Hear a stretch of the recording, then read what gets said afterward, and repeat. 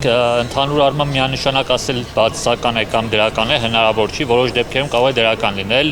այդ նաև վարույթի արագության տեսանկյունից, բայց որոշ դեպքերում այնուամենայնիվ անհրաժեշտ է բանավոր ընթացակարգով իրականացնել,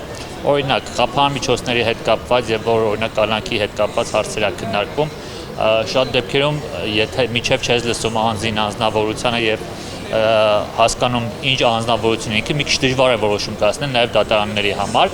այդ տեսանկյունից այո նաև որոշակի արագության տեսանկյունից հնարավոր է, բայց մեկ-երկու անգամ այնուամենայնիվ արագություն առաջանում նաև անձին լսել, օրինակ Մարդու Եվրոպական դատարան նախադեպային իրավունք ունի, որ ասում է այո գրավոր ընթացակարգի խնդիր չի, բայց ժամանակ առ ժամանակ որոշակի ժամանակահատվածում պետք է այնուամենայնիվ անձին բանավոր լսելու հնարավորություն տրվի։ Այսինքն եթե մեկ-երկու անգամ օրինակ խափանմիջոցի հարց է քննարկվում գրավոր ընթացակարգով, ապա գոնե այսպես ասած ժամկետներ չի սահմանում, բայց տրամաբանությունը երրորդ անգամը գոնե բանավոր իրեն լսվելու հնարավորություն տրվի։ Այսինքն այդ տեսանկյունից նաև կարևորություն ունի, որպեսզի պահպանվի նաև եվրոպական դատարանի իրավական դիրքորոշումները,